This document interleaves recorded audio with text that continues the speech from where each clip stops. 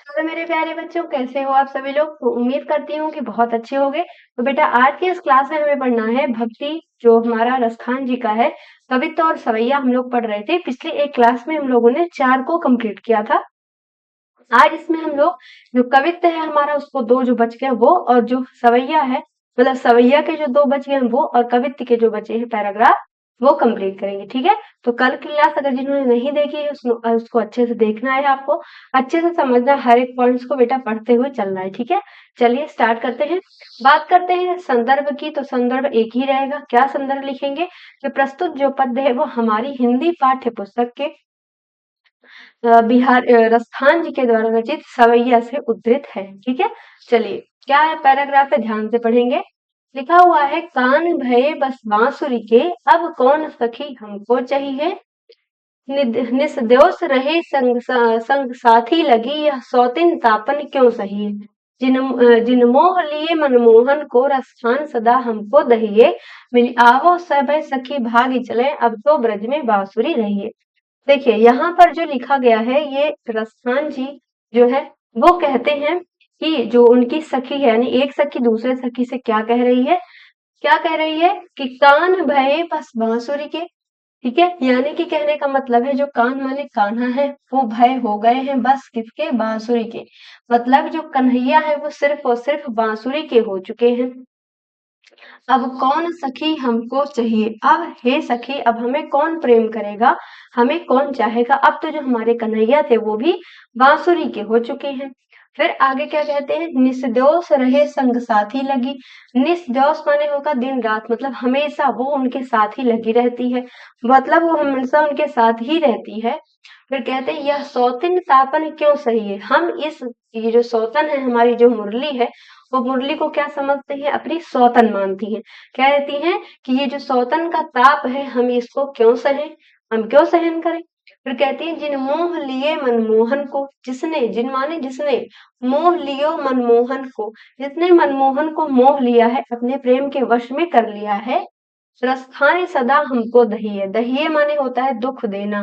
कहते हैं रसखान जी कहते हैं कि जो हमेशा हमें क्या प्रदान करेगी, दुख को प्रदान करेगी। कहते हैं, मिली आवो सबे सखी भागी चले, अब तो ब्रज में बांसुरी रहिए। तो एक दूसरे से सखी आपस में बातचीत करती है, फिर क्या कहती है, हे सखी आओ मिल करके हम लोग सभी लोग यहाँ से भाग चले, क्योंकि अब तो ब्रज में केवल बांसुरी ही रहेगी। ठीक है। आया पैराग्राफ। बहुत इजी है, कठिन बिल्कुल नहीं है, बहुत आराम आराम से पढ़ना है। इसमें ऐसा कोई शब्द नहीं है बेटा जो कठिन हो, उसका अलग से मतलब हो, सरल सरल से शब्द है, बस आपको अच्छे से इसको पढ़ना है। ठीक है। और यहाँ पे जो मैं कहूँ भाषा कौन सी है, तो यहाँ पे ब्रज भाषा है। कौन सी भाषा है, ब्रज भाषा है। और अगर मैं रस की बात करूं तो यहाँ पे है वियोग। क्यों? क्योंकि उन्हें दुख है, सखियों को क्या है, दुख है। ठीक है ना। चलिए बढ़ते हैं अपने अगले पैराग्राफ की तरफ। देखिए क्या लिखा है, मोर पखा सिर ऊपर रखी हूँ, गुंज की माल गरे पहिरोंगी। ओढ़ पीतम्बर लय लकुटी, बन गोधन बग्वारन संग फिरोंगी। भव तो वो ही मेरो रसखान, सो तेरे कहे सब स्वांग करूंगी। या मुरलीधर की अधरान धरी अधराना थरूंगी। कहने का मतलब है सखी क्या कह रही, अभी तो कह रही थी कि चलो भाग चले, पर भागना कैसे है वहां से, क्या बताती है कैसे भागना है। कहती है मोर पखा, मोर माने मोर, पखा माने क्या होगा, पंख। कहती है कि जो मोर का पंख है उसे मैं अपने सिर पर धारण करूंगी, सिर ऊपर रखी हूँ मैंने सिर पर रखूंगी। गुंज की माल गरे पहरूंगी, गुंज माने यहाँ पर क्या है कि माल गरे पहरूंगी, यानी जो बैजंती होती है। गुंज माने क्या होता है, बैजंती। बैजंती देखिए गोल गोल सी होती है, उसके पेड़ होते हैं बड़े बड़े से, उसमें से बैजंती निकलती है। तो कहते हैं कि बैजंती की माला अपने गले में पहनूंगी। ओढ़ी पीतम्बर लय लकुटी, कहती है पीतम्बर यानी क्या होगा, पीला वस्त्र। पीताम्बर माने पीला, और अंबर माने क्या होता है, वस्त्र। तो पीत और अंबर से मिलकर बना है, जिसका मतलब है पीला वस्त्र। कहते हैं मैं पीला वस्त्र को ओढ़ लूंगी, और लय लकुटी, लकुटी माने होता है लाठी, लाठी लेकर के बनगोधन ग्वारन संग फिरौंगी। और जंगल में, वन माने जंगल में, गोधन माने क्या होगा कि जो गाल बाल है उनके साथ में फिरूंगी, माने घूमूंगी फिरूंगी। ठीक है ना। आया। फिर आगे क्या कहते हैं, भाव तो वो ही मेरो रसखानी, सो तेरे कहे सब स्वांग करूंगी। यानी कहने का मतलब है जो तुम बातें यहाँ पे सखी दूसरे से कह रही है, सही बात है, जो तुम ये सब बातें कह रही हो ना, वो सब मैं तुम्हारे कहने से सारा काम करूंगी और सारे ये सभी नाटक मैं रचूंगी।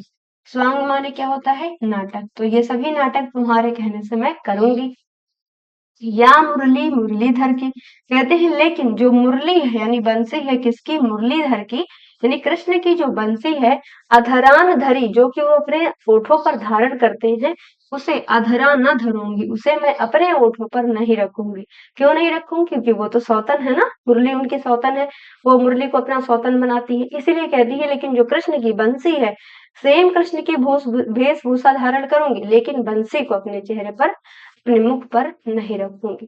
आ गया सभी को समझ में? चलिए आगे बढ़ते हैं। अब ये आ जाता है हमारा बेटा कवित्व। कवित्व में संदर्भ बदल जाएगा, संदर्भ प्रसंग दोनों बदलेगा। प्रसंग तो हर पद में बदलता है, पर इसमें संदर्भ बदलेगा।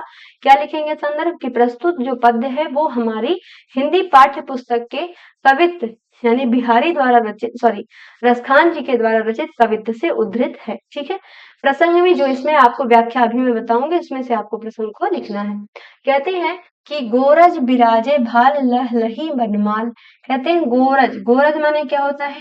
क्या होता है? गो और रज, गो और रज से ये मिलकर बना है। तो रज माने क्या होता है? धूल, और गो माने होता है गाय। कहते हैं कि उनके जो चेहरे पर है बिराजे भाल, भाल माने क्या होता है? मस्तक। तो बिराजे माने होता है शोभायमान होना या विराजना, शोभायमान। कहते हैं कि उनके चेहरे पर, उनके मस्तक पर क्या विराज रही है? गाय के जो चरणों से जब गैया चर के आ रही है, तो शाम का समय है, तो उनके जो धूल उड़ रही है वो उनके चेहरे पर, मस्तक पर विराजमान हो रही है। और लहलही बनमाल यानी उनके क्या है? उनके गलों में माला है। फिर कहते हैं आगे गैया पीछे ग्वाल, उनके आगे आगे क्या है? गैया है, और पीछे पीछे क्या है? ग्वाल आ रहे हैं। कृष्ण के आगे आगे क्या है? गैया है, और पीछे पीछे उनके क्या है? ग्वाल है। और गावे मृदु बानी री, मृदु माने क्या होता है? मीठी, और बाणी माने होता है वाणी या वचन। मृदु माने मीठी। कहती हैं वो उनके आगे गैया है और पीछे ग्वाल बाल है, और वे मीठी मीठी जो है भाषा में गाना गा रहे हैं। तैसी धुन बांसुरी की मधुर मधुर जैसी, और जो बांसुरी है, बंसी है, उसकी जो धुन है वो क्या है? मधुर है, यानी कि वो अपनी बंसी को साथ साथ में बजाते हुए आ रहे हैं। फिर कहते हैं बंक चितवन मंद मंद मुस्कानी री। बंक चितवन माने क्या होता है?